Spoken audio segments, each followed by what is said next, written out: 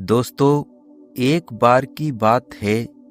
एक स्त्री के शादी होने के बहुत दिनों तक कोई भी संतान नहीं हुई। 5 साल बीत गईं, धीमे धीमे 10 साल बीत गईं, लेकिन उस स्त्री के कोई भी संतान नहीं हुई। लेकिन एक समय ऐसा आया कि 20 साल बाद उस स्त्री के एक पुत्र की प्राप्ति हो गई। एक पुत्र को उस स्त्री ने जन्म दे दिया। लेकिन दोस्तों, 20 दिन बाद ही उस स्त्री के जो संतान हुई थी वो मृत्यु को प्राप्त हो गई। जिस औरत के वो संतान हुई थी वो सिर्फ 20 दिन बाद ही मृत्यु को प्राप्त हो गई। अब वह स्त्री बहुत ही ज्यादा दुखी हो गई और वो बहुत ज्यादा रोने लगी और उस मृत बच्चे का शरीर लेकर वो इधर उधर भटकने लगी। और भटकते भटकते वो स्त्री उस बच्चे के मृत शरीर को लेकर एक महात्मा के पास पहुंच गई। और फिर उस महात्मा से वो स्त्री रो रो कर कहने लगी कि मुझे मेरा बच्चा बस एक बार जीवित कर दीजिए महात्मा जी। बस एक बार मैं उसके मुंह से माँ शब्द सुनना चाहती हूँ। महात्मा जी, बस मेरे बच्चे को एक बार जीवित कर दीजिए। बस मैं उसके मुंह से माँ शब्द सुनने को बेचैन हूँ। वह स्त्री बहुत रोई। तो फिर उस महात्मा जी ने उस औरत की जिद के कारण महात्मा ने बच्चे की आत्मा को बुला लिया, प्रकट कर लिया।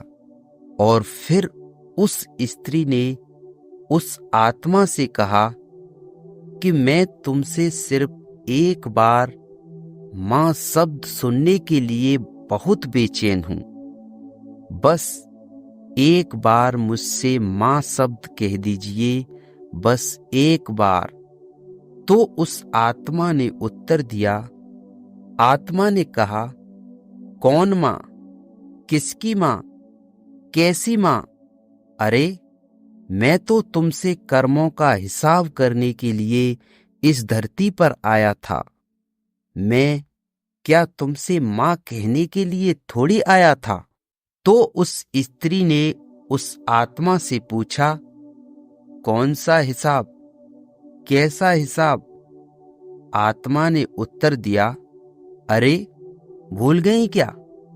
पिछले जन्म में जब तुम मेरी सौतन रही थी, सौतन थी, तो तुम मेरे पति को मेरे से छीन कर ले गई थी, अपने प्यार की जाल में फंसाकर।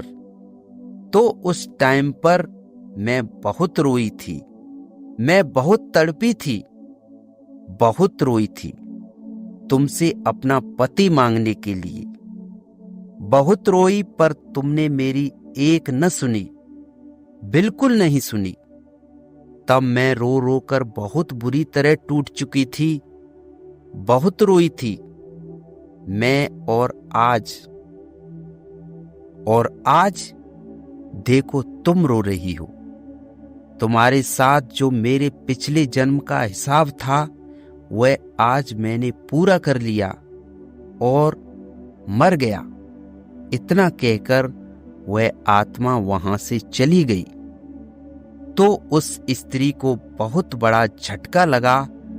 तो फिर महात्मा ने उस स्त्री को समझाया कि देखो, मैंने पहले ही कहा था कि यह सब रिश्तेदार, माँ बाप, भाई बहन, ये सब कर्मों के कारण हमारे से जुड़े हुए हैं। हम सब अपने कर्मों का हिसाब करने के लिए इस धरती पर आए हैं। इसलिए इस धरती पर इंसान जैसे कर्म करता है वैसा उसको फल मिलता है। इसलिए जीवन में कभी भी किसी को नहीं सताना चाहिए। न किसी का फायदा उठाना चाहिए। अच्छे कर्म करोगे तो अच्छा फल मिलेगा और बुरे कर्म करोगे तो बुरा फल मिलेगा। उस स्त्री को बहुत ज्यादा अफसोस हुआ और वह अपने घर वापस लौट गई। आज की कहानी में बस इतना ही दोस्तों। इस कहानी से आपको क्या सीख मिली कमेंट सेक्शन में जरूर बताएं। अब मिलते हैं अगली कहानी में। तब तक के लिए चैनल को सब्सक्राइब कर लें और खुश रहें। राधे राधे।